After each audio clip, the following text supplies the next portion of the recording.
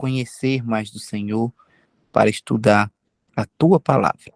Abençoa-nos, ser com o teu servo, pastor João, enchendo ele, Deus, do teu espírito, para falar conosco nesta noite. Te louvamos por tudo, em nome de Jesus. Amém. Amém. Muito bem, irmãos. Deixa eu preparar aqui a projeção para a gente estudar. Deixa eu compartilhar aqui minha tela. Michele, seja bem-vinda, viu, Michele? Obrigada, pastor. Michele também é uma aluna antiga nossa, né, Michele? De longas datas também. Ok, vamos lá. Nós vamos compartilhar aqui a nossa tela. Aí, chegando o Adriano, né? Adriano, seja bem-vindo, viu, Adriano?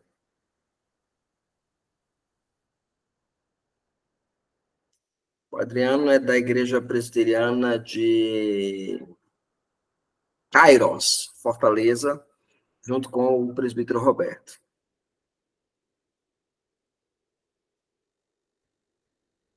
Deixa eu compartilhar aqui, tá? O microfone está fechado, viu, Adriano? Tá ouvindo agora? Ok, estou te ouvindo. Agora deu certo.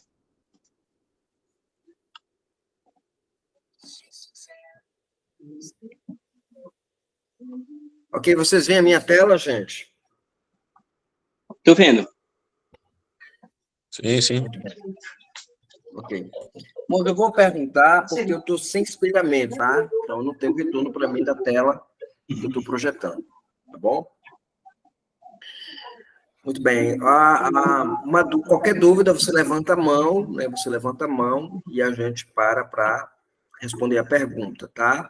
Mantenha os seus microfones fechados e, à medida que você desejar falar, clica na mãozinha para a gente poder ir respondendo as perguntas que surgirem no decorrer da aula. Muito bem, seguindo aqui. A nossa aula de hoje vai tratar dessa segunda sessão da Confissão de Fé de Westminster. Sob o nome de Escritura Sagrada, ou Palavra de Deus Escrita, inclui-se agora todos os livros do Velho e do Novo Testamento, que são os seguintes, todos dados por inspiração de Deus, para serem a regra de fé e prática. E aí vem a divisão bíblica, né, dos 39 livros do Antigo Testamento, de Gênesis a Malaquias, depois o Novo Testamento de Mateus a Apocalipse. Confissão de Fé do Westminster, capítulo 1º, seção 2ª da Sagrada Escritura. Eu estou trabalhando sessão por sessão porque o grupo escolheu estudar sessão por sessão da Confissão de Fé. Então, são 33 capítulos, vocês vão esperar eu chegar em todas as sessões de cada capítulo para poder terminar o curso. Então, lá uns 2030, a gente deve terminar o curso. Ok? Mas veja bem, vivemos em um tempo no qual a natureza da Bíblia Sagrada não é mais levada em consideração nos estudos bíblicos apologéticos teológicos. A natureza da Bíblia é até ignorada quando você estuda teologia no seminário ou quando você estuda alguma classe de catequese, né? Nesse segundo estudo, nós estaremos nos concentrando na natureza das Escrituras, pois somente assim poderemos perceber e viver a grandeza da palavra de Deus, como ela chegou até nós. O que nós podemos aprender desta segunda sessão da Confissão de Fé de Westminster? Vejamos. Primeiro, nós aprendemos a sacralidade da palavra. A primeira consideração a ser feita é a questão da sacralidade da palavra de Deus. Os teólogos puritanos, pais da Confissão de Fé de Westminster, pensaram muito neste tema a ponto de iniciarem esta sessão com a seguinte declaração: sob o nome de Escritura Sagrada, ou como coloca a tradução da Puritanos, né? Sagrada Escritura, sob o nome de Sagrada Escritura. Quando eu olho para essa declaração, Sagrada Escritura, o que ela significa para nós, crentes presbiterianos, crentes confessionais, crentes que subscrevem a Confissão de Fé e os padrões de Westminster? Primeira questão fala para nós que o significado da palavra é que ela é santa, porque é fruto da vontade de Deus, tá? Aqui eu coloquei Deus com D minúsculo, foi uma falha minha, tá, gente? Aí eu dei com D maiúsculo, deixa eu corrigir logo para não deixar isso aqui pequenininho. Alguém me chamar de liberal aí não dá certo, não. Né? Deus. Muito bem.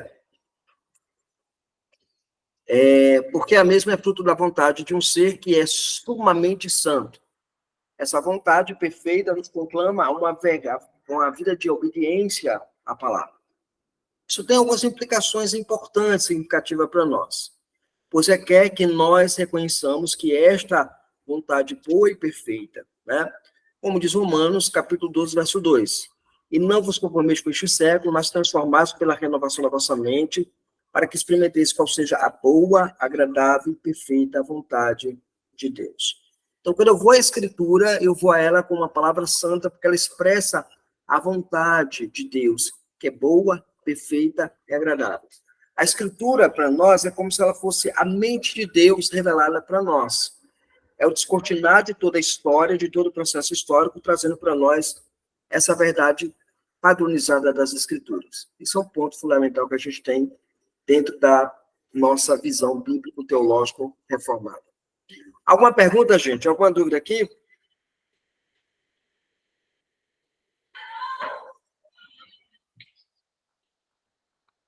Não, né? Seguindo.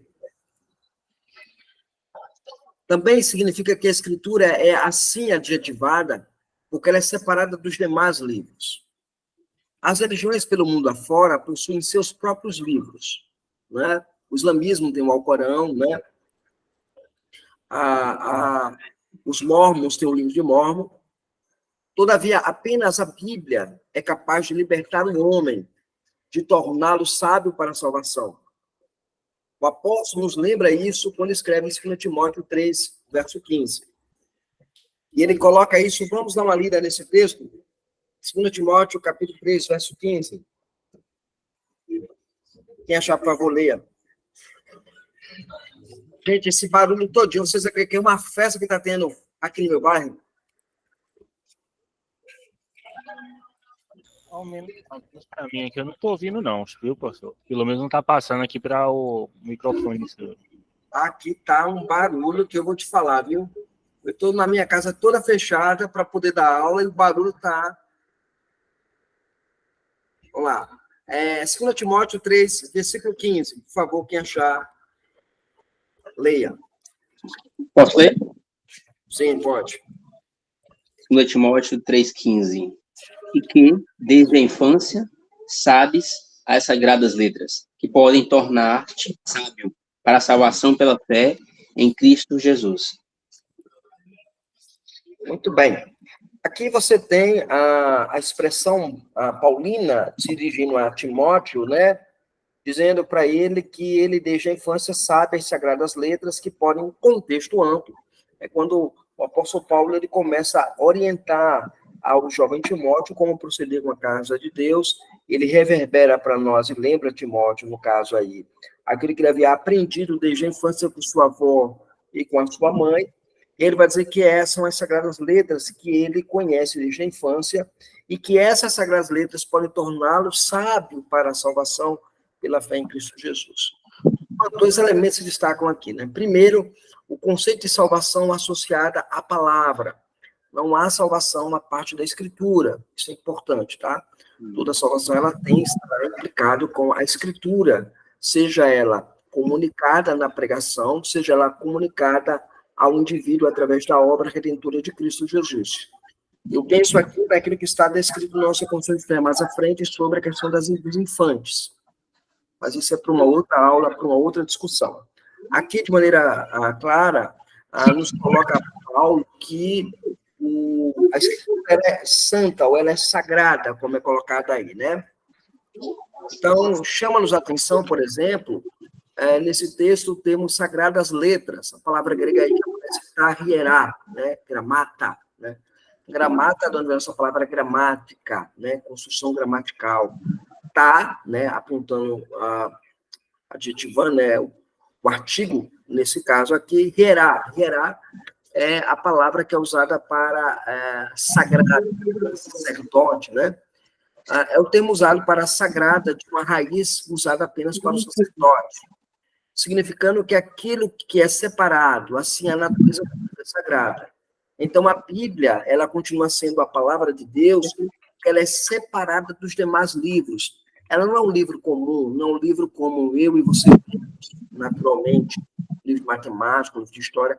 É um livro sagrado, é um livro santo, é um livro especial.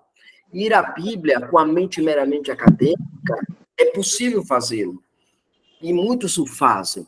Mas ir à Bíblia, irmãos, olhando para a Bíblia como sendo sagrada, ela é fundamental para que você possa ter não apenas o benefício intelectual da Escritura, mas o benefício espiritual dela em santidade, né? O próprio Jesus disse: santifica-os na verdade, a tua palavra é a verdade.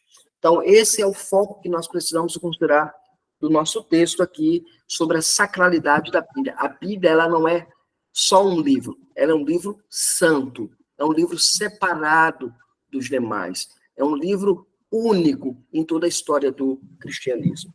Ok? Alguma pergunta, gente, sobre esse aspecto? Alguém levantou a mão? Pode falar. Reverendo, uma dúvida. Certo.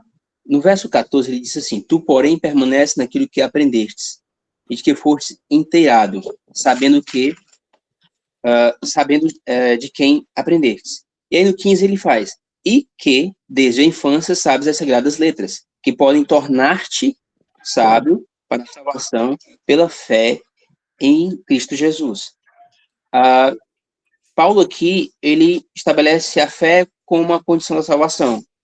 Mas se eu estou interpretando corretamente, a palavra também é necessária para a salvação? Significa dizer que na ausência desta palavra não há salvação? Em outras palavras, índios civicolas, pessoas que nunca ouviram o evangelho. Não há. O ponto aqui, quando o apóstolo Paulo ele coloca para nós, ele vai dizer para Timóteo, né, e para a igreja como um todo, lembra que é uma carta para ser lida na igreja, né? Sim. Ele vai dizer: tu, porém, individualizando, né, permanece naquilo que você aprendeu. O que foi que ele aprendeu? Toda a catequese que ele enfrentou até agora, né? Certo. Daquilo que fosse inteirado, ou seja, inteirado completo, tendo a plena ciência do que ele sabe, de fato, é que ele sabe. Sabendo, ou seja, essa palavra sabendo aí indica que é um conhecimento prático, né? Sabendo de quem o aprendestes. Não é mera coleção de conhecimento, mas de quem é um conhecimento prático, daquilo que de fato ele aprendeu. E aí ele vai explicar como foi que ele aprendeu essas verdades. No reconto do seu lado, né? E aí o ponto é: não há salvação à parte da Escritura. Né? Não é um gnosticismo, né? Não é uma logosofia. A logosofia, o que é logosofia? A logosofia moderna, outro dia não, né? Há anos atrás, na década de 90, a minha professora da escola, ela pegou e me deu um livro de logosofia. A logosofia nada mais é do que o gnosticismo, que vai dizer que a salvação é pelo conhecimento. Note que Paulo ele deixa bem claro que a salvação se dá pela obra, graças a Deus, mas a instrumentalidade da fé numa pessoa, não no objeto, não no mero conhecimento, mas na pessoa em que você conhece, que é Jesus Cristo. Só que você só conhece ele a partir da Escritura. Ou seja, eu só posso ter salvação mediante a revelação que Deus dá na Escritura. Então, o aborígene que nunca viu o Evangelho, ele vai para onde? Ele vai para o céu? Não, ele não vai para o céu, porque ele não teve esse contato com a revelação especial de Deus, que é a Escritura, que aponta para a pessoa bendita do Redentor, que é Jesus Cristo. Inclusive, esse é um aspecto que nós consideramos na aula anterior. Né? Quem não assistiu ainda à aula anterior, volta lá, aqui lá em cima, no nosso grupo, tem lá, você clica lá, links, e você procura os links das aulas e vocês podem assistir às aulas anteriores. Então, esse é o ponto. Não há salvação à parte da Escritura. Isso aí é impossível. Não há uma pessoa que seja salva à parte da Escritura. Ok? Perfeito. Ok. Muito bem, mais alguma outra? Alguém também levantou a mão? Quem foi? E eu, reverendo. Meu nome é Amanda, eu sou da igreja IPB Betel de Alagoinhas. Ô, Amanda, tudo bom, Amanda? Tudo bem. Eu já estive nessa igreja, eu não sei se você lembra. Já? Então, você não estava lá na época, não. Eu fui lá nessa igreja, preguei lá, quando o pastor Camon era pastor dessa igreja. Foi comum mesmo, mas acho que não estava lá no dia. Acho que Acho que você não estava lá no dia. eu tava e não tô lembrando. Ok, Eu pode falar. Eu sou péssima fisionomista. Ah, tá. Fala. Mas qual é o livro que vocês estão se baseando para estudar a confissão? O livro que está... Não. A qual livro eu estou me baseando para estudar a Confissão de Fé do Westminster? Sim. Não, eu não me baseio... Eu posso indicar livros, mas eu não me baseio em livros para produzir o material de aula, né? Mas eu posso indicar. Por exemplo, tem um livro do Joseph Piper, que é o comentário da Confissão de Fé dele, que é bom. Tem o comentário do Charles Roger, das Puritanos, que é muito bom. Tem o comentário do Wilson, que vai sair, inclusive, em português agora, viu? Acho que ano que vem, que sai agora em português para leitores puritanos, né? Muito bom essa confissão de fé. Então, eu não tenho uma confissão de fé, assim, eu não uso material, eu estou produzindo, vou colocar aqui, eu estou produzindo o meu comentário da confissão de fé com essas aulas. Entendeu aqui? Entendi, sim. Ok? Então, eu estou comentando a confissão de fé, estou preparando os estudos para essa turma específica, e é a turma do nosso presbitério, a mocidade do nosso presbitério, que pediu uma série de estudos na confissão de fé, e eu estou produzindo esse material para eles. E aí aproveitei e convidei irmãos que queiram conhecer também as doutrinas presbiterianas aqui no grupo. Né? Material é autoral, né? Não entendi. Material é autoral. É autoral, material é autoral, ok? Material autoral, ok? Isso não me impede de pesquisar, tá? Então, eu pesquiso as outras fontes, né? Como eu citei aqui, viu, Amanda? Outras fontes que eu citei aqui são as fontes que eu uso para produzir o texto. Mas, assim, eu não estou seguindo um livro-texto específico, tá? Muito bem, vamos seguir aqui. Tá ok. Vamos seguir aqui, tá? Próximo aspecto aqui. Agora, o próximo tópico a ser discutido é a Bíblia como palavra de Deus. É o que também a nossa Confissão de Fé coloca para nós, né? Veja, em nossos dias existe uma tentativa de fazer uma distinção entre palavra de Deus e Escritura. Acho que vocês já ouviram muito isso, né? Ou melhor, entre Bíblia e palavra de Deus. Recentemente, a igreja, se é que a gente pode chamar de igreja, a Congregação Cristã no Brasil, ela produziu uma nova cartilha de fé, onde faz essa distinção entre a palavra de Deus, que é Jesus, e a Escritura. Então, essa distinção é uma distinção estranha, e a gente vai saber de onde que vem essa distinção aqui, né? Então, hoje você tem essa onda, essa moda, virou uma moda entre os crentes, assim, você é um crente muito da letra, né? Da letra, eu sou mais um crente de Jesus. Para mim, o que importa é a palavra, é Jesus, não o que está aqui nesse livro aqui, isso não importa para nós, né? Então, há essa distinção, né? Eu acho que o presbítero Ricardo deve lembrar que no último Supremo Concílio que nós tivemos agora em 2022, foi discutido, inclusive, isso quando foi apresentado a posição da CBB, né, da Congregação Cristã no Brasil, né? Acho que o presidente deve lembrar disso, né, presidente Ricardo?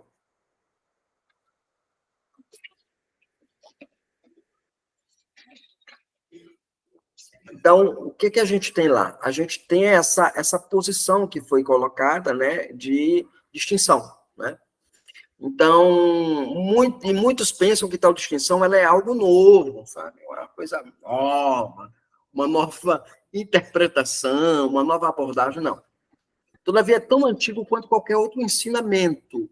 Aliás, as heresias, gente, ela não tem nada de novo, são só velhas roupas, velhas capas, né? Nesta sessão estaremos analisando também, e tendo uma resposta sobre a questão da Bíblia como palavra de Deus, né? Veja, a Confissão de Fé, os autores da Confissão de Fé dizem o seguinte para nós: sob o nome de Sagrada Escritura, essa parte a gente já considerou, ou palavra de Deus escrita. Aprendam isso. A Bíblia é palavra de Deus escrita. Tá? E aí tem gente que chega no absurdo, né? Eu lembro quando eu era pentecostal, né?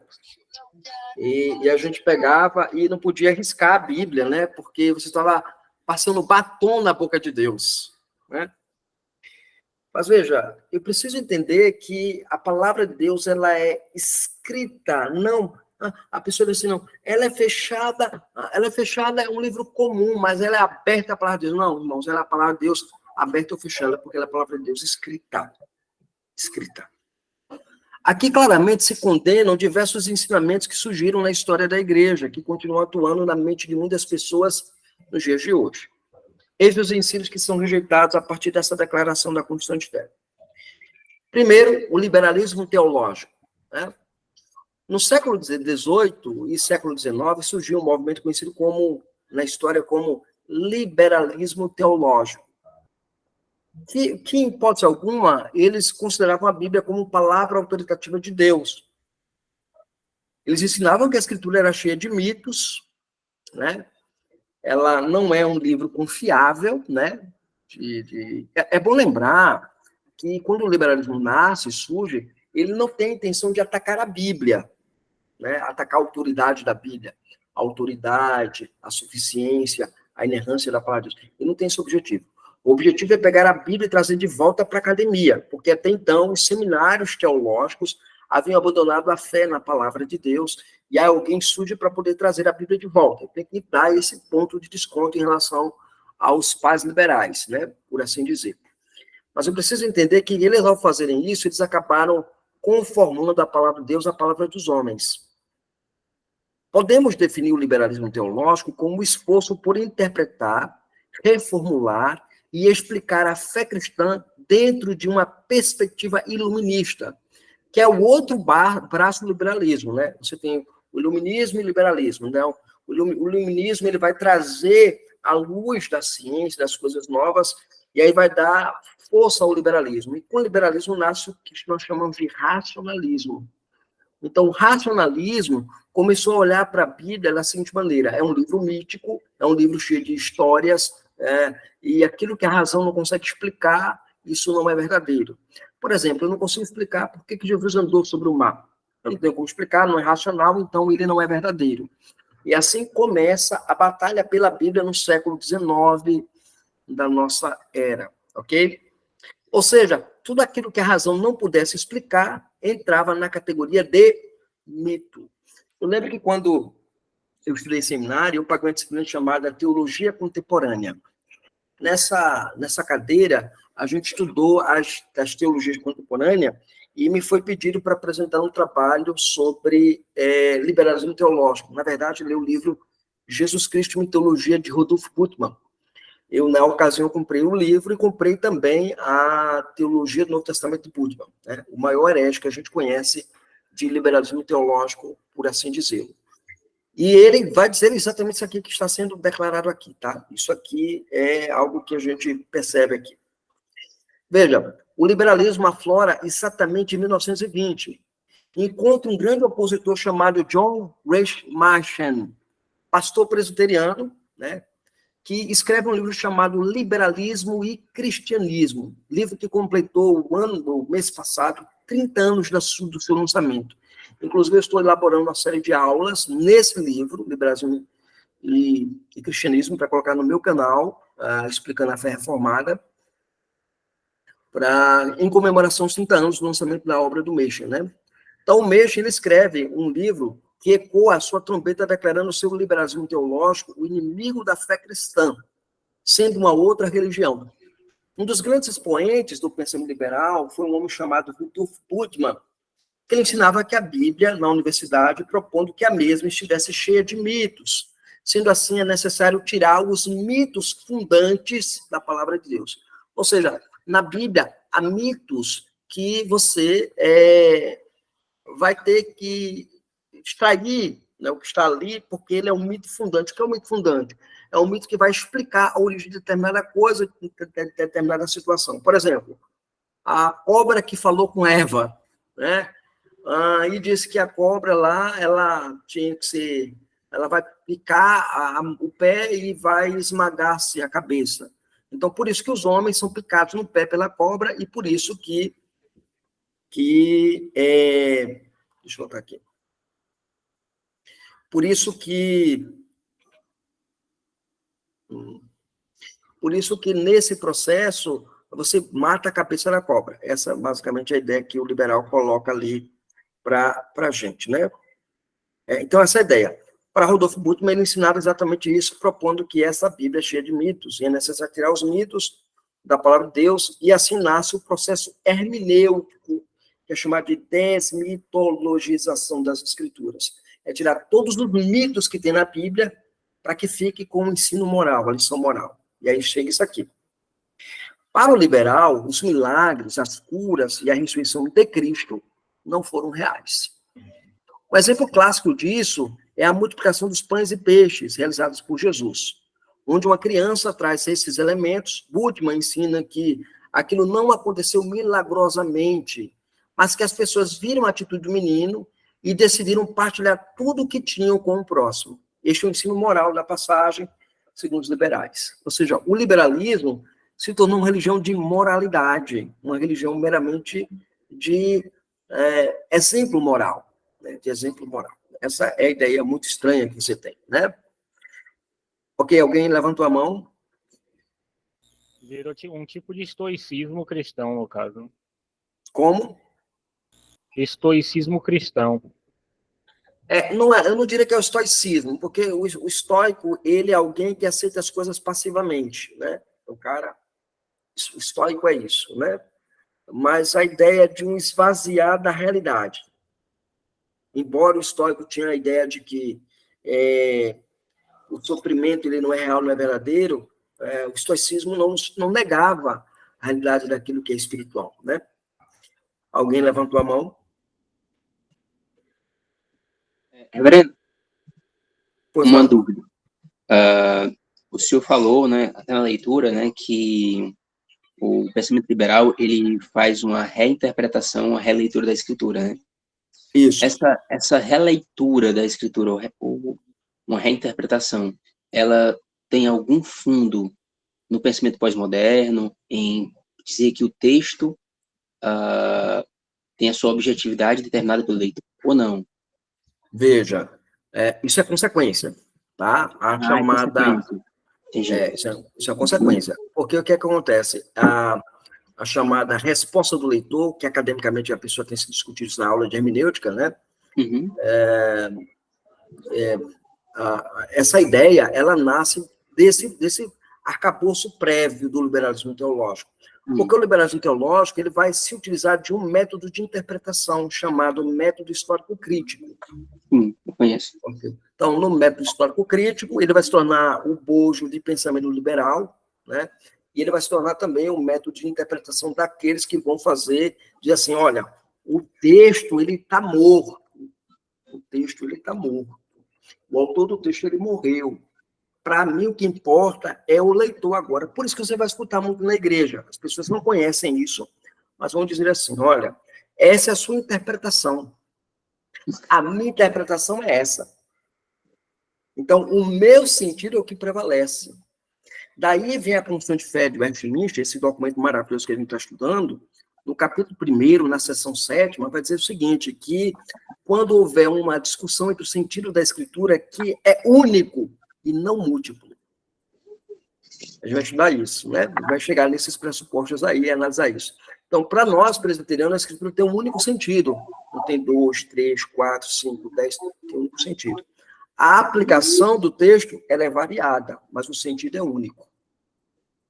Não é múltiplo. Então, por isso que nós somos contra a abordagem resposta do leitor ao texto. Né? É claro que há resposta do leitor ao texto. Por exemplo, quando você tem o caso de Jonas, quando Jonas termina, ele termina com uma pergunta. É para provocar uma resposta do leitor. Mas não que o leitor vai dar um significado ao texto. O significado está lá expresso. Né? Então, tudo é dessa perspectiva. Ok? Voltando aqui. Então, a gente tem esse ponto. Alguém tem outra pergunta aqui nesse aspecto aqui do liberalismo do Bultmann? Continuando aqui, gente. Neste conflito entre os liberais surgiu o que nós chamamos de o bartianismo ou neo-ortodoxia. Nesse conflito entre os liberais e os conservadores, surgiu um homem chamado Karl Barth.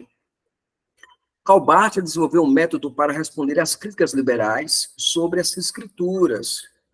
O método barthiano ficou conhecido como dialética ou neo-ortodoxia. Para Barth, a revelação de Deus se dava em 3 esferas. Aonde?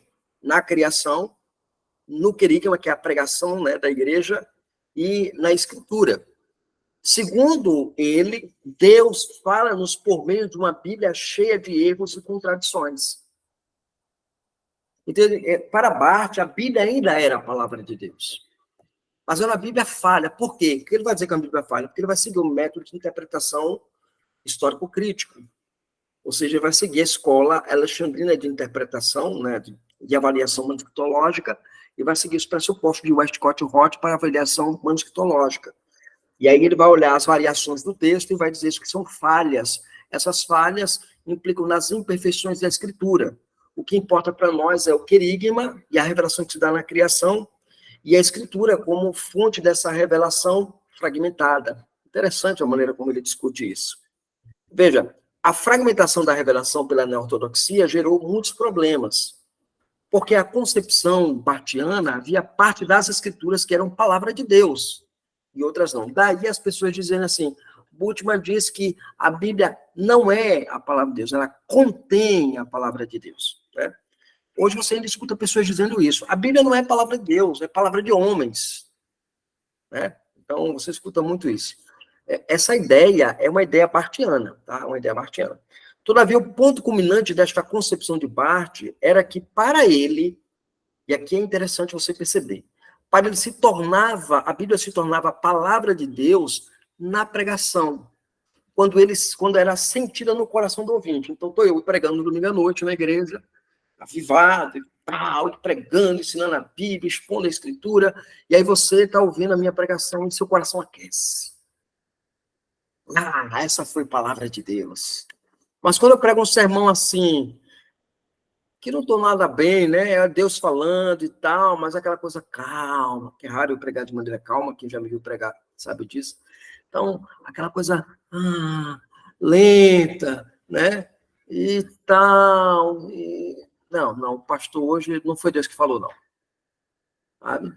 Então, assim, você vai ter esse problema com a concepção barthiana da revelação, né?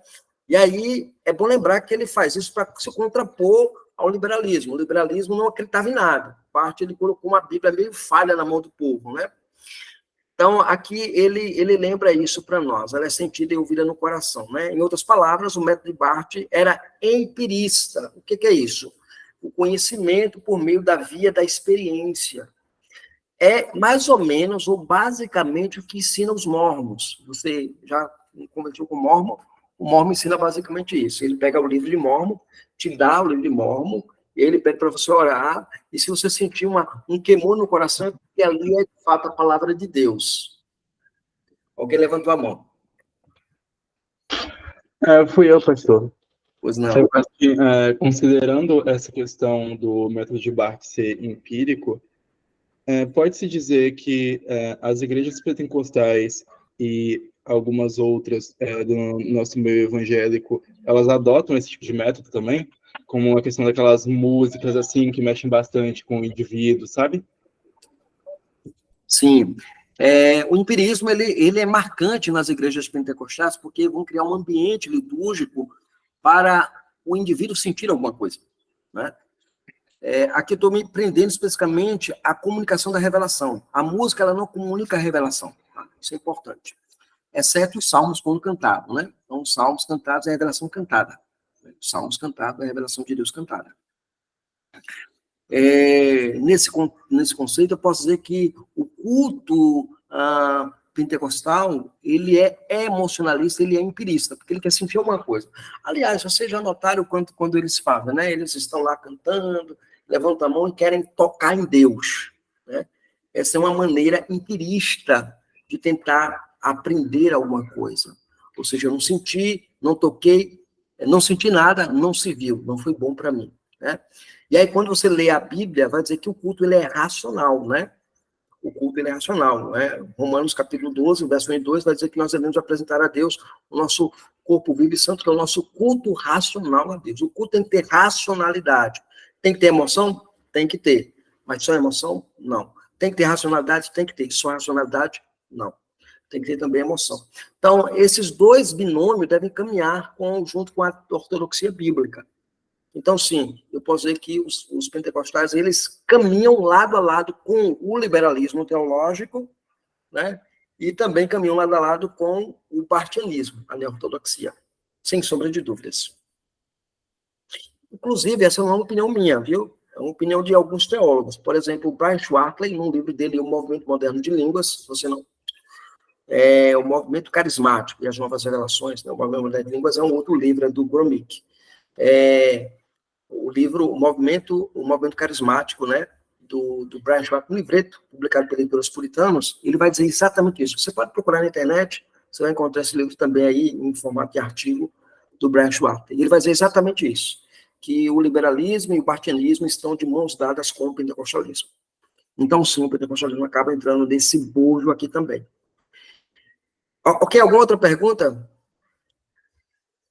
Ok, alguém levantou a mão. Oi, reverendo. Pois não. Um outro ponto. O irmão perguntou sobre a questão do empirismo, né, no pentecostalismo, né? Sim. E o senhor pontuou bem que isso é um pezinho de bartinismo, de neortodoxia. E aí isso me gerou uma dúvida. Tendo em vista essa influência do pensamento bartiano e neortodoxo no movimento pentecostal, a gente pode dizer que o pentecostalismo ele é genuinamente protestante e ortodoxo? Não. Não. Não? Não. O pentecostalismo não é ortodoxo, nem é protestante, né? O pentecostalismo ele é evangelicalismo, então? Não, ele não é evangelicalismo, porque o evangelicalismo ele nasce com o tradicionalismo batista, né? Você tem os batistas. Sim, verdade. Né? Mas eles são uma ressuscitação, vou usar essa expressão, né? Do montanismo. Do montanismo. Tá? Perfeito. Ok, do montanismo. Muito obrigado. Nada. Mais alguma pergunta, gente? Sim, eu. Ok. Eu gostaria de saber se, durante nossas orações, as que nós fazemos a Deus, tem de ser racionais, claro, né? Tem de saber o que está pedindo, como, de qual forma, mas também pode ter emoção? Sim, deve ter emoção, né? Você tem o exemplo lá de Lucas 18, né? Quando vai dois homens orar, né? No templo, Jesus conta essa história, e um orava de si para si mesmo, dizendo que não era igual aos outros homens, e papapá, e que não era roubador e tal, e um outro, que é o publicano, né? Ele batia no peito e não ousava orar para o céu, e clamava assim: ó Senhor, ser propício a mim, pecador, né?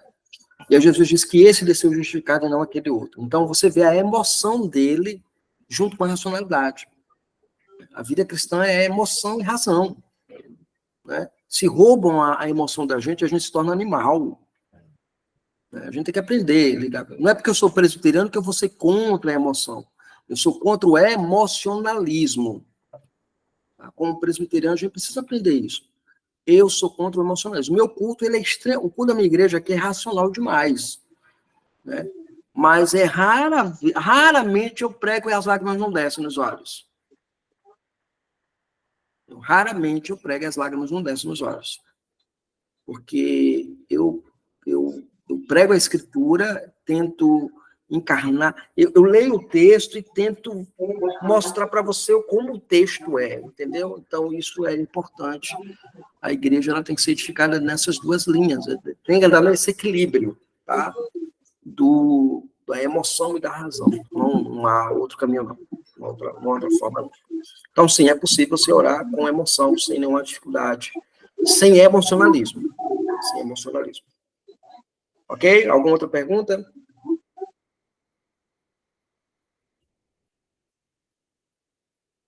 Muito bem. Então, a gente viu que era empirista, né? O conhecimento por meio da experiência. A medida avaliadora de Barth, né? Se a Bíblia é a palavra de Deus, estava na experiência do indivíduo que recebesse ela como tal. Se eu recebo essa experiência positiva, então é a palavra de Deus. Se essa experiência é negativa, ela não é a palavra de Deus. Então, era muito fácil você julgar a escritura, né? Dentro da neortodoxia. Muito bem. Chegamos a um outro ponto aqui, né? Todos estes dois ensinos não são bíblicos. Quais são? Pois sabemos que a Bíblia é a palavra de Deus escrita. A Confissão de Fé declara isso. E a Bíblia como um todo, né? Ela não se torna, nem se transforma quando a lemos ou sentimos no coração. Ela aberta é a palavra de Deus e ela fechada continua sendo a mesma palavra divina. Nenhuma experiência pode provar ou desaprovar a palavra de Deus. Foi exatamente isso que o Senhor Jesus nos ensinou quando ensinou Lucas, capítulo 16. Abra aí Lucas 16, gente. Esse texto é assim, um texto fantástico para a nossa discussão, né? E aí, aqui é uma resposta muito clara, tanto ao bartianismo quanto ao pentecostalismo como um todo, né? Capítulo 16, versos 29 a 31, diz assim para nós a Escritura, né? Respondeu Abraão, eles têm Moisés e os profetas, ouçam-nos, mas ele insistiu, não, pai Abraão, se alguém dentre os mortos for ter com eles, arrepender-se-ão. Abraão, porém, lhe respondeu, se não ouvem a Moisés e aos profetas, tampouco deixarão persuadir, ainda que se ressuscite alguém dentre os mortos. O que é que acontece? Vocês conhecem a história, né? Os dois morreram, um foi levado para o seio de Abraão, o outro foi levado para os tormentos eternos, nesse caso aqui, o rico, né? E aí, num dado momento, no diálogo que há entre ele e o pai Abraão, né? Interessante que ele é pai Abraão, ele é alguém que conhecia a palavra de Deus, a lei de Deus e tudo mais. Então, essa pessoa, ela chega e diz assim, não, ó, é o seguinte, eu tenho 5 irmãos, eu quero que o senhor peça para que Lázaro volte lá e fale para eles e tal, pá. E aí Abraão diz assim, olha, eles têm Moisés, ouçam-nos. O que é ter Moisés? É a lei. Eles têm a Bíblia. Ouçam a Bíblia. Ouçam a palavra. Aí ele rebate Abraão. Diz, não, Abraão, não. Se alguém dentre os mortos for ter com eles, certamente eles vão se arrepender. Aí Abraão diz assim, olha, se eles não escutam a pregação do Evangelho, ou seja, Moisés e os profetas, tampouco conseguirão ser persuadidos a verdade se um morto ressuscitado for falar com eles. Então, o ponto crucial aqui é que a experiência, ela não é validadora daquela verdade, não é a experiência que vai determinar aquilo, né? Mas é a escritura é que é o norte. As minhas decisões têm que ser tomadas pela escritura, e a escritura ela é suficiente para comunicar isso. Não é a experiência de alguém, olha, se arrependa porque eu morri e Deus me ressuscitou e mandou vir falar com você. Não, olha, arrependa-se porque a escritura diz que é assim. Então, é uma diferença de foco, né? O foco ele é bem distinto aí. Alguma pergunta, gente? Não, né? Vamos seguir. Veja, o foco nesse texto. Essa passagem é importante para nós, pois aqui temos uma história de 2 homens, um rico e um personagem chamado Lázaro. Ambos morrem, um vai para o céu, o outro para o inferno. Todavia, o que está no inferno, que é o rico, pede para que o pai Abraão enviasse Lázaro de volta para mostrar aos seus irmãos que se eles morressem, iriam para o lugar de tormento. Mas tal pedido lhe é negado. E por que o pedido é negado, gente? Porque o texto informa, porque se eles não escutam a lei de Deus, que é Moisés e os profetas, não importa os milagres que se façam, não importa a experiência que tenham, a simples recusa em acreditar no que está escrito na Bíblia declara os réus do juízo de Deus. Curioso, né, pastor? Hein? Pois não? O fato dele ver o milagre da ressurreição aí, isso não geraria fé salvífica, né, ao ponto de ser salvo, né? Isso é uma tapa, né, nas igrejas que promovem cultos de cura, de libertação, essas coisas que a gente conhece, né? Uhum. porque o texto aí ele é muito claro nesse sentido. Não é experiência, né, que vai pesar nessa hora. Alguém levantou a mão. Inclusive, Jesus, né, tanto com os discípulos como com a população, com o povo que vivia ali, estava sempre fazendo milagres, né? As pessoas viviam esses milagres, né? Todos tinham conhecimento, mas com certeza muito poucos desses aí se converteram, né? Até mesmo a gente pode colocar como exemplo Judas, que foi um dos 12, estava com todos os 12 ali, vendo todos os milagres que Jesus realizou ali, e ele não teve a fé salvífica. E é bom lembrar também, Otávio, que ele também realizou milagres. Ele era apóstolo, não é? Então, tem algum texto que menciona, ou o senhor está falando Não, eu estou falando que ele é termos de probabilidade? Probabilidade, né? Não há certo. texto que diga que ele fez, mas provavelmente ele tenha feito algum milagre. Não está registrado, mas provavelmente deve ter feito algum milagre. Porém, ele não era crente, né? Não era crente. Alguma pergunta, gente? A geração de Moisés e Elias viram tantos milagres, né? E foram tão incrédulos. Exato, exatamente isso. Né? Eles foram incrédulos e murmuradores, né? Incrédulos e murmuradores. Seguindo aqui, gente. O terceiro aspecto a ser considerado nesta hora, nessa declaração da confissão de fé, diz respeito à unidade das Escrituras agora, né? Unidade das Escrituras. Pois nos nossos dias nós ouvimos pessoas declararem que vivem no tempo da graça, ou do Novo Testamento, e que o tempo da lei, o Antigo Testamento já passou. Então você tem uma confusão gigantesca hoje dentro das igrejas, né? Nós vivemos o tempo da graça, o tempo da lei, e aí fica essa guerra, Antigo e Novo Testamento. Inclusive, a prática de muitas igrejas hoje, né, é, por exemplo, pregar o Novo Testamento. Né? Aqui na nossa igreja, pela misericórdia divina, Deus nos deu a graça de pregarmos pela manhã o Antigo Testamento e pela noite o Novo Testamento. Né? Pela manhã eu estou pregando agora o livro de Daniel, estou pregando Daniel na nossa igreja, e no domingo à noite eu estou alternando entre o livro de Atos dos Apóstolos e o livro de Apocalipse. Inclusive, eu vou trabalhar Apocalipse capítulo 2, versos de 12 a... acho que até 22, 12 a 22, domingo agora, na igreja à noite, né, o livro de Apocalipse. Então, a tendência da igreja hoje é focalizar naquilo que aparentemente é mais fácil, né, do que aquilo que de fato é para ser analisado. E aí causa esse conflito entre Antigo e Novo Testamento na igreja, e a nossa confissão de fé diz que não há essa ruptura, né, entre Antigo e Novo Testamento. A confissão de fé do Westminster nos ensina de forma clara e inquestionável a unidade das Escrituras sob a seguinte declaração: sob o nome de Sagrada Escritura, inclui-se agora todos os livros do Antigo e do Novo Testamento. A unidade da Escritura estabelecida aqui.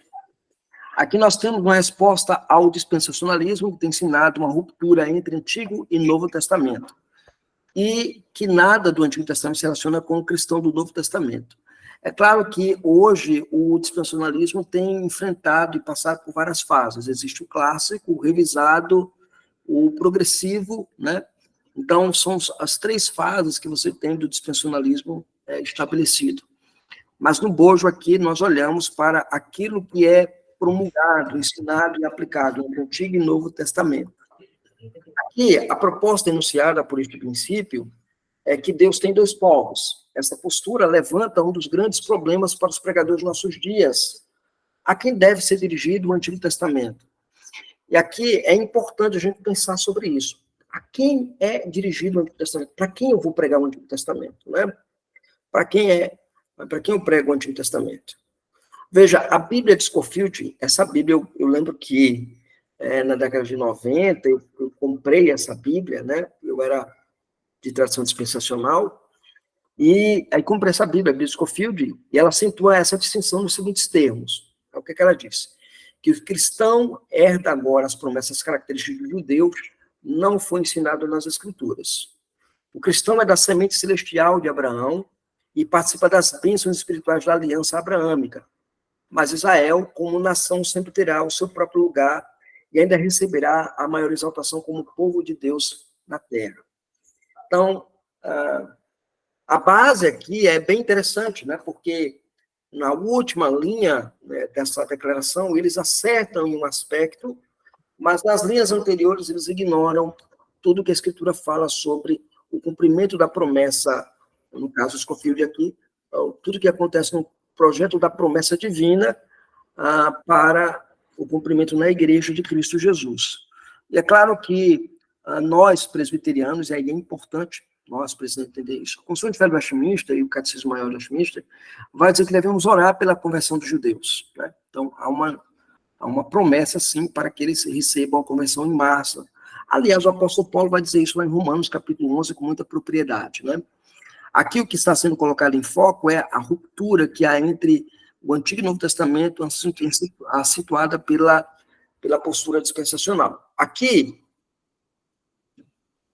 tal declaração coloca na berlinda os pregadores que lidam com o Antigo Testamento, né? Se eu olhar para essa declaração de Scofield e pensar nela, eu fico pensando o que eu vou fazer com o Antigo Testamento na minha igreja? Como é que eu prego Daniel? Né? Eu já preguei na minha igreja Gênesis, já preguei na minha igreja Eclesiastes, né? Já preguei Obadias, né? E agora eu estou pregando Daniel na igreja, né? Então, como é que a gente lida com isso, né, no Antigo Testamento? Eles são desafiados a entender a mensagem do Antigo Testamento é direcionada apenas ao povo judeu, na visão de Scofield. Essa distinção é que é apresentada pelo dispensacionalismo, é prejudicial exatamente aqui, quando eu rompo o conceito de que há uma cristologia, tem até um livro muito bom chamado Cristologia do Antigo Testamento, em inglês, muito bom esse livro, é uma série, uma coleção de cada tomo, né, vai falar sobre isso. Então, eu olhar para o Antigo Testamento, os puritanos faziam muito isso, né? Eles olhavam o Antigo Testamento, liam o Antigo Testamento sob o foco de Cristo e trazendo para a igreja cristã. É exatamente aqui que nós temos que entender esse projeto. Como olhar para o texto do Antigo Pacto e abordá-lo para a igreja neotestamentária. Não há nada no Antigo Testamento destinado à igreja. Fecharemos, de fato, a primeira parte do livro sagrado, iremos ensinar uma doutrina apenas do Novo Testamento. Há igrejas, inclusive, que propõem isso, né? Você vai ter lá Marcião, ele propunha essa ideia, né? Lá no período do terceiro, quarto século ali, ele propõe essa ideia ali, entre quarto e quinto século, na verdade, ele coloca essa ideia de que o que importa são as cartas de Paulo. Eu fiz parte de uma igreja que ensinava isso, gente. Ensinava que vale para a igreja as cartas de Paulo, e não são todas, só algumas, né? Tirar todo o traço de judaísmo, de Antigo Testamento na vida da igreja, né? Eu bebi muito dessas coisas, eu li muito sobre isso. Então, essa é a postura que tem dentro dessa questão, e a pergunta que ficava é, o que eu faço com o Antigo Testamento? Mas o que é o Novo Testamento, então? O Novo Testamento é a interpretação legítima do Antigo. Alguém levanta a mão. Sim. Na Bíblia de Estudo de Genebra, tem sempre na introdução de cada livro, né? Tem Cristo em cada livro, né? Sim. Então, a gente vê que toda a história do Antigo Testamento está voltada para Cristo. Sim. E esse é um ponto. Existe um site chamado Free Books, Grace Free Books, né? Grace Free Books, livros da graça gratuitos, né? Tem um cara lá, rapaz, esqueci o nome dele. Depois eu digo lá no grupo qual é o nome dele. E tem um livro, uma série de livros que ele vai falar sobre são pregações que ele faz olhando Cristo em toda a Bíblia, né? Existia um teólogo também puritano, chamado Henry Lau, tem um livro dele chamado Cristo em Gênesis, publicado pela Editora Fiel. Eu tenho a edição primeira dele, que é o Evangelho em Gênesis, esse é o título original, o Evangelho em Gênesis.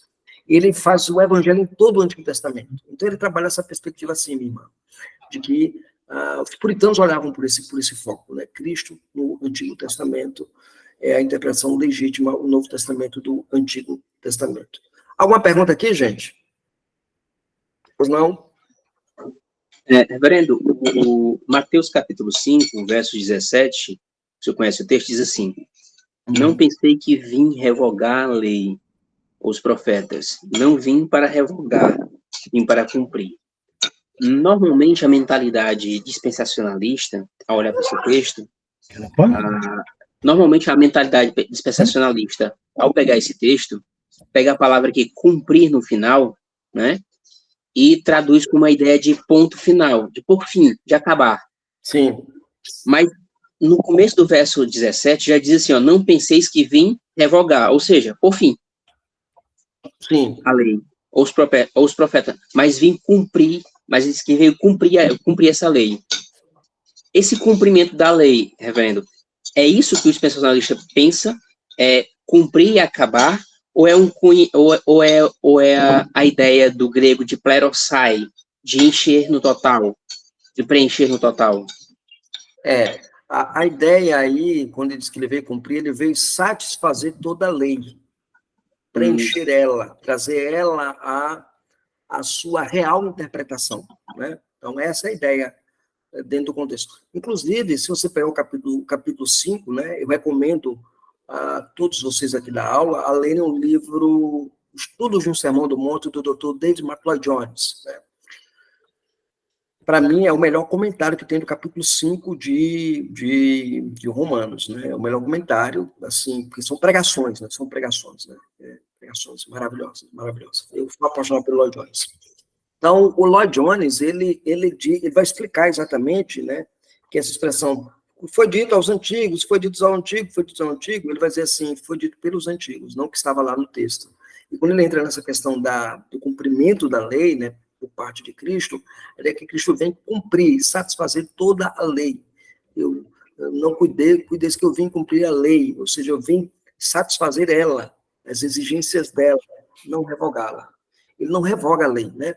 Na verdade, a lei ela não é revogada na morte do Senhor Jesus Cristo, ela é cumprida na morte dele, e o edito de escrito de dia que era contra nós é cancelado. Ou seja, a lei ela não me condena mais, porque eu tenho agora a plena comunhão com Cristo, mas ela condena aquele que não tem comunhão com o Senhor, porque a lei funciona nesse caso como pacto de obras para o incrédulo. Para o crente, ele vai obedecer a lei, olhando para a lei, como sinal de amor por Cristo. É isso que ensina o Catecismo Maior de Westminster, você vai estudar a respeito da lei de Deus, né? Inclusive, a Confissão de Fé também, quando a gente chegar lá, a gente vai ver as regras de interpretação da lei, né? Se Deus der graça, a gente chega lá nessa turma, né? Com o capítulo 19 da Confissão de Fé, que vai tratar da lei de Deus. Então, é exatamente essa ideia de plenitude, né? De cumprimento pleno, de satisfação plena, e não de aniquilação. Ok? Muito bem. Seguindo aqui. A pregação, nesse caso, é afetada diretamente porque sem o Antigo Testamento não se pode entender o Novo Testamento, tá? E o G.K. Beale, por exemplo, o grande erudito presbiteriano, está aí para mostrar isso para a gente, né? A gente deve agradecer a Deus imensamente pela vida do G.K. Beale, né? Do Greg Beale, né? O Greg Beale, ele tem uma série de livros falando sobre o uso do Antigo Testamento, no Novo Testamento. Então, ele vai nos ajudar a entender essa relação de Antigo e Novo Testamento dentro da estrutura querigmática do reino e da redenção de Deus, né? A igreja não é vista como povo de Deus, né? A igreja não é vista como povo de Deus. Logo, a Bíblia do Antigo Testamento não possui uma única passagem para confortar os crentes, se eu seguir essa linha, né? E nem para ensiná-los. Isso implica que, se adotarmos a leitura dispensacionalista, conforme apresentado por Scofield, estaremos contradizendo o apóstolo Paulo em Romanos 15. Abra aí, Romanos 15, verso 4. Quem achar, por favor, leia. Romanos 15, 4.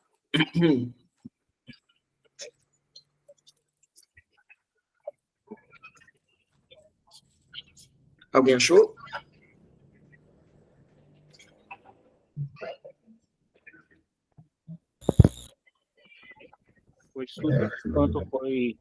Pois tudo quanto outrora foi escrito para o nosso ensino foi escrito, a fim de que, pela paciência e pela consolação das Escrituras, tenhamos esperança.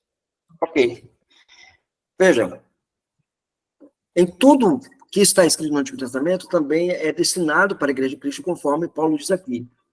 e deve ser a base para as nossas pregações. As escrituras do Antigo Testamento são, segundo Paulo, a base para a catequização da igreja, gerando assim consolo e esperança. Sem isso, o Antigo Testamento, né, sem isso, o antigo povo de Deus não poderia sobreviver, de igual modo a igreja, que é o Israel de Deus, né, subsistir. Quando eu falo Israel de Deus, aqui eu estou olhando para a igreja do ponto de vista de que ela integra judeus e gentios, tá? Eu estou olhando dessa perspectiva. Aqui, o que é que vai acontecer? O que nos chama a atenção aqui em Romanos 15, 4, na argumentação paulina, é que ele diz que tudo, a palavra grega roça, tudo, nada é deixar de fora, tudo. Tudo o quê? Tudo que foi escrito antecipadamente, a palavra proégrafe na língua grega, tem por objetivo o ensino da igreja, ou seja, tudo que foi antecipadamente pré-determinado, pré-escrito, pré-estabelecido, serve para ensinar a igreja e confortar a igreja neotestamentária. Ou seja, essa igreja é confortada e consolada com o Antigo Testamento. A gente precisa entender isso. A igreja está vivendo um período em que o Antigo Testamento é a lei de Deus para a igreja. Um outro detalhe importante é quando você pega lá o capítulo 8 de Atos dos Apóstolos. Acho que ele texto fantástico. Quando o Espírito Santo chega perto de Filipe, e Filipe, ele se aproxima do carro e começa a falar para o eunuco, né? Vocês conhecem a história, né? E ele está lendo Isaías 6. Agora imagina, Isaías 61, está lendo Isaías 61. Na leitura de Isaías 61, ele está lendo, e aí Filipe começa a explicar. Agora imagina, ele provar que Cristo é o Messias usando o Antigo Testamento.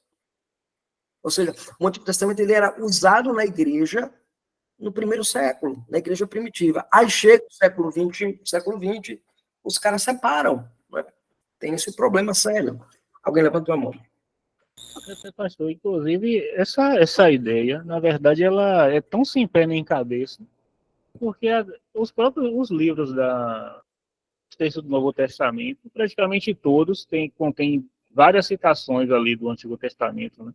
Os livros dos profetas, Salmos, se a gente pegar o livro de Hebreus, por exemplo, ele é praticamente uma explicação da revelação de Jesus Cristo, né? Da pessoa de Jesus Cristo pelo Antigo Testamento, pelas leis, né? Então, assim, não faz sentido, tipo assim, é uma coisa que só tem sentido se a gente entender que é uma heresia diabólica mesmo, porque não tem como você chegar nessa conclusão. Inclusive, tira toda, como é que eu posso dizer? Entre aspas, né? Tira toda a beleza de você estudar as Escrituras, porque o que acontece? Se a gente lê somente o Novo Testamento e a gente não compreender, né, que Cristo estava desde o Antigo Testamento, né? Sim. E você fica, sei lá, parece que você está lendo um livro morto, teoricamente, né? Porque você perde as referências, né? Sim. Um detalhe importante nesse aspecto aí é quando uma pessoa se converteu na igreja, você manda ele ler, qual livro você manda ele ler? Manda ele ler Romanos, o Evangelho de João. Ele chega no capítulo 3 do Evangelho de João e diz assim como Moisés levantou a serpente do deserto. Olha para isso. Como assim? Que serpente? Que Moisés? Como é que é isso? Então, o cara tem que conhecer, tem que voltar lá para o Antigo Testamento para conhecer a história. Então, o Novo Testamento ele é fundamentado no ensino do Antigo Testamento. Então, isso é importante a gente pensar, né? O Greidanos, no seu livro Pregador Contemporâneo do Texto Antigo, explicando o 2 Timóteo 3,16, diz assim, olha, já que os antigos israelitas e nós somos um povo da aliança por meio de Cristo, o Deus dele é o nosso Deus. Os antepassados deles são os nossos antepassados. A história deles é a nossa história. E a esperança deles é a nossa esperança. Ele continua. Do mesmo modo, os livros deles são os nossos livros, pois os livros que Deus tinha pretendido antes de tudo para eles são úteis também para nós. Porque 2 Timóteo 3,16 está se referindo ao Antigo Testamento. Isso é importante a gente pensar dessa forma. Ok? Muito bem. Então, devemos rejeitar qualquer noção de ruptura entre Antigo e Novo Testamento não autorizado pela palavra de Deus. Existem descontinuidades, e a gente precisa reconhecer isso, sim, entre Antigo e Novo Testamento.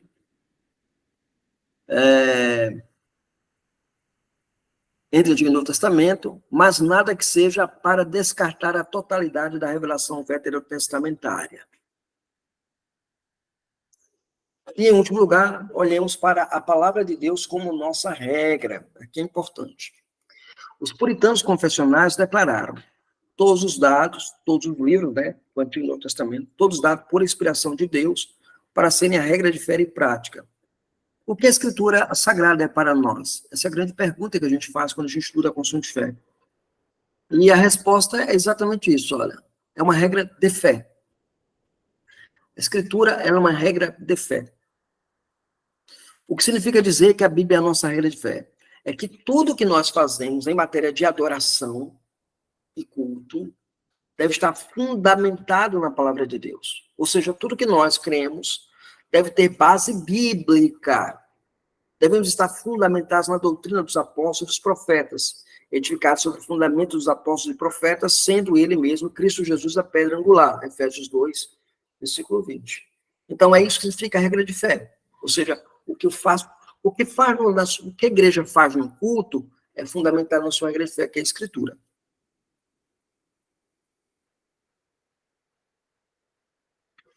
Tudo aquilo que nós realizamos em matéria de fé deve ser aprovado pelas Escrituras. Qualquer crença ou ensinamento deve ser proposto a partir das Escrituras, seguindo os métodos coerentes de interpretação bíblica por meio da análise contextual da passagem, olhando a intenção do autor e a gramática exegética do texto. Este é o ponto que precisamos considerar sempre que desejamos aplicar ensinos na vida da igreja a partir das Escrituras. Então, não há uma doutrina na nossa igreja que não deva ser derivada das Escrituras, tem que ser derivada das Escrituras. Ok? E também uma regra de conduta, né? O famoso sola escritura, ele não se estende apenas a um ambiente litúrgico, culto e doutrinário, mas também à conduta do cristão. Aqui, o segundo aspecto que precisamos analisar nesta declaração confessional é que a Bíblia também é a nossa regra de prática ou conduta. Durante muito tempo se perguntou se os cristãos deveriam ter um manual de ética, né? Você deve ter um manual de ética? Não, eu não preciso de um manual de ética, né? A resposta não ressoante, não. Isso porque a Bíblia já é a nossa regra de conduta. Já imaginou? Vamos dar aula de ética para os crentes. Opa, peraí, mas não tem a Bíblia, não tem os 10 mandamentos, não tem a lei de Deus? Por que eu tenho que ir atrás de um manual de ética? Né? Se eu já tenho um na minha mão, não é? Importante a gente considerar isso também. Isso significa que a nossa ética e a nossa moralidade devem ser baseados naquilo que as Escrituras determinam que façamos. Não roubar, não matar, não adulterar, são os princípios basilares da lei de Deus. Postura, conduta, e é bom lembrar, irmãos, que os 10 mandamentos não é a lei de Deus, tá? É um resumo da lei de Deus. Bom, deixar isso claro para nós. Pois toda conduta que esteja em desarmonia com as Escrituras deve ser corrigida, tratada e modificada. Por isso que existe disciplina na igreja, né? A Escritura não nos foi dada apenas para questões doutrinárias, mas também para questões práticas, como diz 2 Timóteo 3, 16 e 17, né? Para que seja habilitado, né, e preparado para toda a boa obra, toda a boa prática, para toda a boa conduta, né? Isso é importante dentro do processo revelacional. Todo o nosso comportamento e vida cristã deve ser baseado alicerçados pela palavra inerrante de Deus. Ortodoxia e ortopraxia devem sempre andar juntas na nossa vida cristã, né? Quero concluir a nossa aula de hoje dizendo que a natureza das Escrituras nos mostra a grandeza de Deus em se comunicar com o seu povo, revelando a santidade de sua mensagem, mostrando-nos que ela é, de fato, a sua palavra revelacional, e que, por causa disso, vemos a coerência e a harmonia entre os dois testamentos, que nos conduz para uma vida prática na aplicação de nossa doutrina. Conhecer a doutrina, irmãos, é colocá-la em prática. Não colocar em prática é sinal que nós não aprendemos a nossa doutrina. Ok? Muito bem, deixa eu parar aqui o compartilhamento e estou aberto às perguntas dos irmãos. Alguém tem pergunta? Não fiquei com nenhuma não, pastor. Agradeço aí pelo momento. Ok. Mais alguma pergunta, gente? Alguém tem alguma pergunta, alguma colocação? Amanda levantou a mão. Fala, Amanda. Quero agradecer pela oportunidade de vocês estarem me recebendo para esse estudo maravilhoso. Eu já tive a oportunidade de estudar sobre a confissão de fé de Westminster pelo pastor Camon. Foram longos anos de estudo. Sim, sim. Eu assisti às aulas dele na Igreja de Alagoinhas, pelo canal da igreja. Né? Sim. Foi muito bom. O Camon é muito Mas meu é amigo, isso. viu? Muito obrigada. Camon... O nome do senhor é qual mesmo? João Ricardo Ferreira de França. Ah, já sei. Lembrei. Okay. Lembrou de mim, não foi? Lembrei. Pois é. Pelo nome. Ok. Muito bem. Mais alguma pergunta? Mais alguma colocação? Amanda levantou a mão e Bia, né? Vamos lá. Vamos ver aqui na fila quem foi que levantou a mão primeiro aqui, tá? Vai, Bia, pode falar, Bia. Não, eu já tinha levantado. Eu já falei. Ok. Fala, Bia. Oi, pastor. Foi muito bom o estudo. Eu não tenho nada para falar, não. Fico mais com a reflexão mesmo, que foi muito boa. Muito bom mesmo, pastor. Ok, Adriano. Reverendo, o princípio do sola escritura, ele colide com a existência de uma confissão de fé? Não. Ok. Quer que eu explique? Quero, né? Com certeza. É o que eu mais quero. Ok. O sola escritura diz para nós que a Bíblia ela é a autoridade suprema e final em toda a controvérsia. Tá lá, deixa eu pegar aqui a Confissão de Fé do Westminster, tá? A Confissão de Fé do Westminster aqui no capítulo 1º, na última sessão, né? Vai colocar aqui para nós, né? Sessão de número, última não, a última sessão 10. O juiz supremo pelo qual todas as controvérsias religiosas têm de ser determinadas, e, portanto, por quem serão examinados todos os decretos e concílios, todas as opiniões dos antigos escritores, todas as doutrinas de homens e opiniões particulares, o juiz supremo, cuja sentença devemos nos firmar, não pode ser outro senão o Espírito Santo falando na Sagrada Escritura.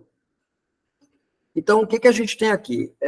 O nosso catecismo, a nossa confissão de fé, ela coloca para nós esse ponto, né? O juiz supremo é a Escritura. E é por ela que eu examino concílios, confissões, falas, pastorado, tudo isso nós examinamos à luz da Escritura. Então, a Escritura é a autoridade suprema. As outras autoridades, como a confissão de fé, os catecismos, por exemplo, são autoridades derivadas e são colocadas e classificadas como respostas à revelação. Eu tenho a confissão de fé como resposta à revelação de Deus que Deus me dá na Escritura. Então, é a resposta humana à revelação de Deus. Os que há necessidade de confissão de fé. Quem não assistiu à nossa primeira aula, né, sobre subscrição confessional, dá uma assistida lá, a primeira aula sobre subscrição confessional, que eu explico isso com clareza. Ok? Ficou claro, Adriana, aqui? Perfeito. Porque, normalmente, as pessoas confundem em achar que a igreja protestante, a igreja reformada, ou a igreja como um todo, ela tem como base unicamente a Escritura. E ela não pode ter documentos, não pode ter manuais de confissão, manuais de doutrina, né? Manuais doutrinários, né? Porque, por exemplo, a gente olha a grande parte das igrejas evangélicas hoje, as suas doutrinas são determinadas pelo pastor que está ali no momento. Sim. A Assembleia de Deus agora fez, por exemplo, uma declaração de fé. Isso. Né? Mas a gente percebe que ela não tem status de confessionalidade. Né? Não tem esse status, né? E muitos pensam que peso, né? Não tem o peso, E E muitos acham que porque agora ela tem uma declaração de fé, quer dizer que ela se tornou confessional. Não. Assim, Exato. confessional que eu digo em termos formais, porque Histórico, confissão né? todo mundo tem uma, né? Em termos históricos, né? Em termos históricos, Sim, ela sim. não é uma igreja confessional. E, reverendo, a gente pode dizer que a confessionalidade, o ter um documento oficial formal, histórico, isso é uma identidade de igrejas reformadas? Nem sempre.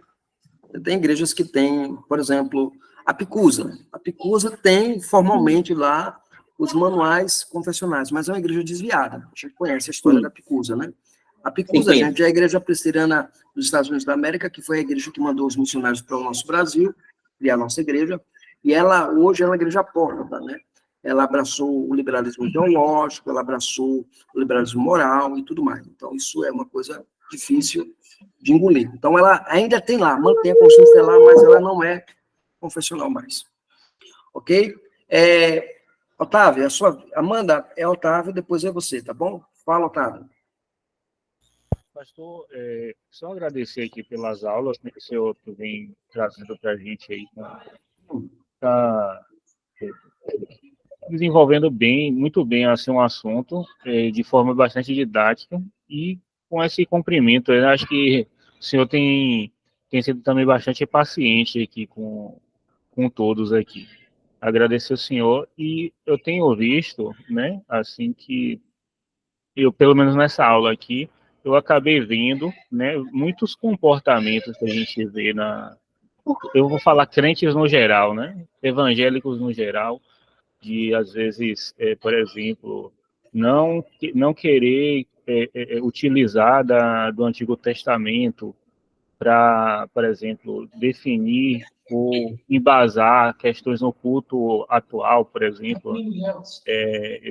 Recentemente eu tive uma conversa com um rapaz na internet ali, e aí ele estava conversando ali, ele estava falando que para a gente definir ou estabelecer um culto, a gente só poderia utilizar o Novo Testamento, e que o Antigo Testamento não serviria como um orientador, digamos assim, né, para o culto. E isso de uma forma estranha, porque ao mesmo tempo ele utilizava de artigos científicos para poder, por exemplo, argumentar que você poderia ter imagens, né? Por exemplo, a imagem de Jesus no templo, e que isso, teoricamente, ajudaria os irmãos a, sei lá, fixarem a fé, etc. Né? Toda O argumento da pedagogia, né? Isso, exatamente. Então, é uma coisa que a gente, tipo assim, a gente vê esse comportamento em alguns crentes, em algumas pessoas, que às vezes a gente não sabe de onde vem, né? Parece ser uma coisa, né, dispersa da cabeça deles, mas na verdade tem um fundamento histórico. Eu acho que nessa aula aí eu acabei conhecendo melhor esse fundamento aí. Que é, tipo assim, saber de onde vem o erro, né? Digamos assim. De onde vem a origem do erro, né? Ok, Amanda, sua vez. Minha dúvida é a seguinte, sobre a questão que o senhor estava falando com Alexandre, acho que é com Alexandre, com o Adriano, As igrejas dos Estados Unidos da América apostataram a maioria? Não. De modo particular, foi a igreja Picusa. A igreja Picusa é a primeira igreja presbiteriana da América, dos Estados Unidos da América, a igreja Picusa. Então, ela, nos anos de 1800, 1900 ali, ela começou a abraçar a leitura do liberalismo teológico para ela. E aí, quando surge um debate entre o Machen, né? O Machen, em 1920, ali, ele começa a debater, e nesse debate, o Machen sai ele, o Machen, o Schaeffer, o Gordon Clark, o Karl McTine. Eu sei que saiu uma porrada de gente da igreja Picusa, e fundaram a chamada Igreja Presbiteriana da América, chamada PCA. A PCA hoje é uma igreja fiel, né, fiel à Escritura. Da PCA também forma-se também uma outra denominação chamada OPSI, né, que é a Igreja Presbiteriana Ortodoxa. Então, começa a haver várias igrejas presbiterianas em reação à Igreja Presbiteriana dos Estados Unidos da América, que apostata da fé. Hoje, ela, inclusive, tem gays como pastores, presbíteras lésbicas, escambau. Não é uma igreja de Cristo, é uma sinagoga de Satanás hoje. Misericórdia. E essa igreja, ela mantém formalmente a Confissão de Fé do Westminster, mas não tem nenhum peso na vida dela. Então, e sobre o que o Otávio estava falando, que o senhor falou sobre imagens, se fazer imagens, né, de Deus e tal, e de qualquer pessoa, personagem da Bíblia.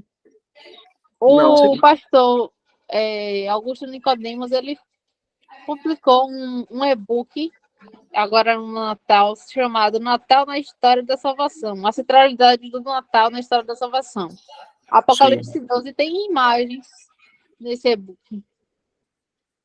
Tá, veja bem. Vamos lá. Pergunta 109 do Catecismo Maior de Westminster, tá? Sobre o segundo mandamento. Catecismo Maior de Westminster, pergunta 109. Quais são os pecados proibidos no segundo mandamento? Pecados proibidos no segundo mandamento são aqui, ó. Estabelecer, aconselhar, mandar, usar ou aprovar de qualquer maneira qualquer culto religioso não instituído por Deus, fazer qualquer imagem de Deus, de todas ou de qualquer das três pessoas, quer interiormente no espírito, quer exteriormente em qualquer forma de imagem, semelhança alguma da criatura, toda a adoração dela. Então, o nosso catecismo, ele proíbe você fazer imagem de qualquer pessoa da divindade. Qualquer pessoa. Infelizmente, o doutor Nicodemos, no sentido de estar equivocado, está errado. Isso não é Bíblia. Né?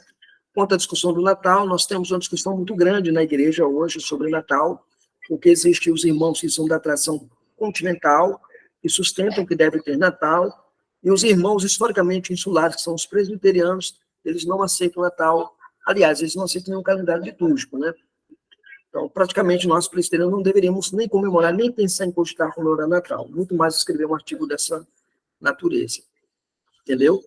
Mas, confessionalmente, ele está errado. Entendi, sim. Obrigada. De nada. Otávio, Adriano está com a mão levantada. Fala, Adriano.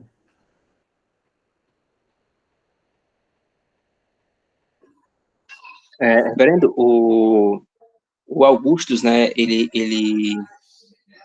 eu tenho percebido que, com o tempo, ele tem deixado a confessionalidade. Eu acho que já começou bem há um bom tempo, sabe? Ele tem... eu nunca nem vejo ele falar tanto em confessionalidade. É uma coisa que nem toca com frequência, né? Mas ele se meteu em algumas encrencas atualmente, né? Falou sobre aquela questão do Theotokos, né? Da Mãe de Deus, né? Aí teve um debate recentemente com um padre e um pastor, e o padre alfinetou Augusto Nicodemos, né? No Inteligência Limitada, sobre essa questão, né? Do nestorianismo, né? Sim. Assim, reverendo, eu tenho muita dificuldade, sabe? Com o tempo, eu entendo com o reverendo Augustus, porque ele tem destoado muito do que é o presbiterianismo autêntico. Eu não estou questionando a espiritualidade, a intelectualidade dele, não. Ele é inteligente. Mas, assim, falta fidelidade confessional ao que é presbiterianismo de verdade. Sim. Eu, sinceramente, não considero o reverendo Augusto um presbiteriano...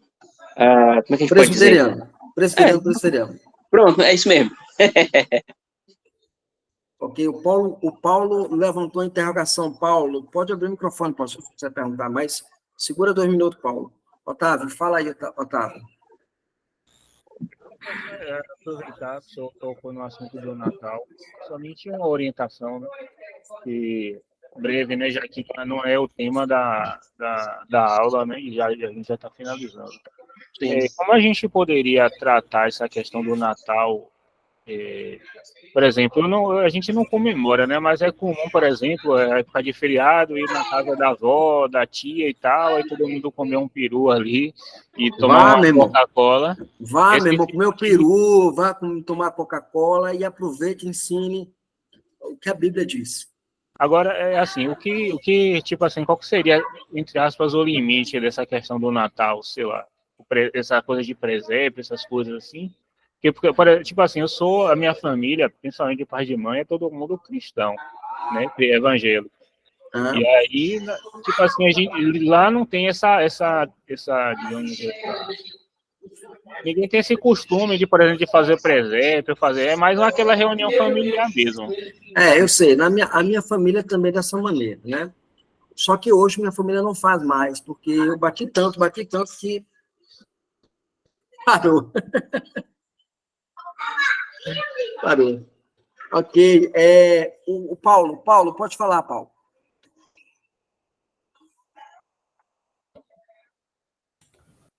Não, pastor, só fiquei com dúvida, algumas coisas ali que os irmãos levantaram sobre o reverendo Augusto Nicolaus.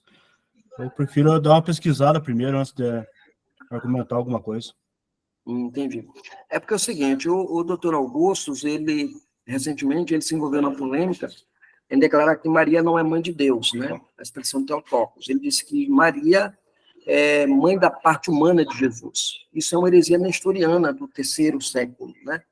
Terceiro, quarto século ali, um pouco mais para frente, da era cristã, em que Nestor ele ensinava que Maria não era mãe de Deus, ela tinha gerado a parte humana de Jesus. Isso vai contra toda a cristologia bíblica, da Escritura, na palavra de Deus, bem como nos credos antigos da igreja. Então, essa é uma posição herética, ela não tem base bíblica, né? Maria, sim, é mãe de Deus, e quando se dá o título de mãe de Deus, é porque ela, no ventre dela é gerada a pessoa teantrópica, a pessoa divina humana de Jesus, né? Natureza não é pessoa, natureza não é pessoa, é natureza, não é pessoa. Fala, Amanda. Já ia apertar na mão. Eu entendo que Maria, assim, não gerou dela mesma a parte divina, mas foi o Espírito Santo, né? Nela. Não. Ou seja, o Espírito Santo que fez esse milagre, né? Vamos dizer assim. Veja, Amanda, o que acontece? O Espírito Santo vai e santifica o ventre de Maria para que a natureza pecaminosa de Maria não seja transmitida, a natureza com o pecado de Maria não seja transmitida para Jesus. Mas ela gera a pessoa divina humana. A pessoa divina humana de Jesus, ela gera. Ela não gera uma parte divina, ela não gera uma parte humana e uma parte divina, ela gera a pessoa divina humana. Não, eu estou dizendo através que ela não é mãe de Deus, no sentido assim, de ser mãe desde o princípio que Deus existe, entendeu? Deus não tem mãe. É porque assim, você está olhando para a primeira pessoa da divindade, a gente está falando da segunda pessoa. Não, okay? Mas a segunda pessoa da divindade tem a mesma essência da primeira pessoa, mesmo sendo pessoas diferentes, mas Jesus, Deus Filho, ele como que eu posso dizer, é gerado no Pai desde o princípio, desde sempre. Sim, existe a geração eterna. Geração eterna. Então, ele não tem como ser formado no ventre de Maria. Não. Presta atenção. A pessoa teantrópica é gerada no ventre de Maria. Pessoa divina humana.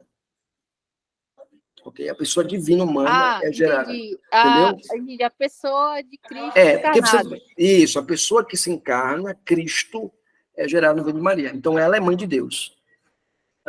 Fala, Otávio.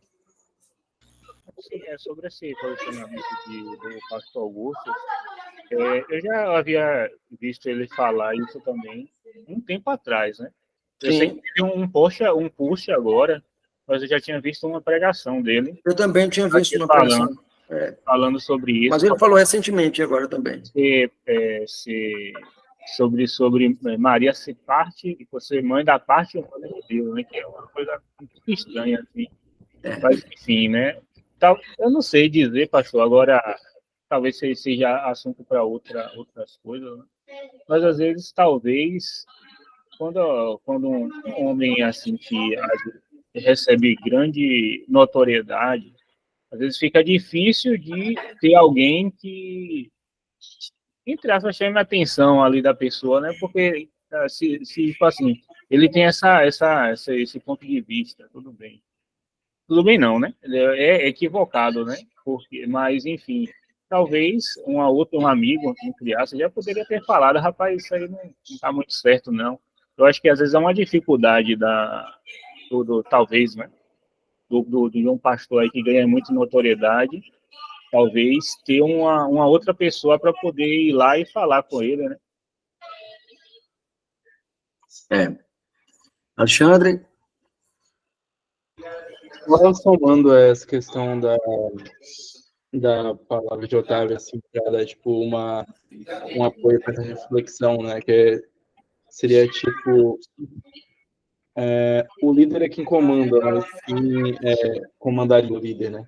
Ou, tipo, quem teria o posto que, falando caso que assim, né, a gente tem o pastor como o nosso guia em questão de culto, né? A gente pega assim, questão da nossa igreja, né? Por exemplo. Sim. Muitas vezes as pessoas colocam ele como um posto que não pode ser contrariado, né? Ou que não pode receber conselhos ou críticas através de uma palavra equivocada, né? Que quem poderia aconselhar ele melhor do que ele mesmo, né? Então entra numa situação um pouco mais delicada de se resolver. Entendi. Amanda, pode falar. Eu tô falando demais aqui, né? Não acabei de entrar, tá falando. Então, pode-se dizer, então, que, no sentido, né, da fé, Maria também é filha de Cristo? Sim, ela vai chamar que ela vai chamar Cristo de meu Senhor, né? Vai chamar de Cristo de meu Senhor. Ok? Há alguma outra colocação, gente? Se não tem mais nenhuma colocação, irmãos, a gente se vê na próxima aula. Deixa eu dizer uma coisa para vocês. Irmãos, eu estou entrando em recesso, né? Pastor não tira férias, pastor tira recesso, né? Pastor nunca para, né? Mas aí eu vou entrar em recesso dia 20 agora, e dia 20 eu volto. Então, nós vamos suspender as nossas aulas por esse tempo, tá? Isso vai dar uma média de uns 3 encontros, a gente vai ter 3 encontros mais para frente. Mas, no grupo, nós vamos manter, então, colocar sempre o material ligado à nossa funcionalidade, tá? Então, vocês vão ter enquete, perguntas, avaliações, até a gente retornar às aulas de novo com a normalidade, tá bom? Então, hoje foi a nossa última aula dessa primeira etapa, ok? Vai continuar estudando a construção de fé do Westminster com a graça do nosso bom Deus. Isso quer dizer que você pode também mandar mensagem, tirar sua dúvida no meu zap, ok? Fique à vontade para fazer isso, vocês têm acesso a mim tranquilamente, tá bom? Então, um abraço, Deus abençoe vocês, a gente se vê na próxima aula. Essa aula estará disponibilizada no canal Explicando a Fé Reformada amanhã, tá bom? Deus abençoe vocês. Valeu, Roberto, Deus abençoe. Boa noite. Boa noite. Boa Obrigado noite. a você, Michele. Um abraço. Um abraço, Amanda. Boa noite, pastor. Deus abençoe. Outro, pastor.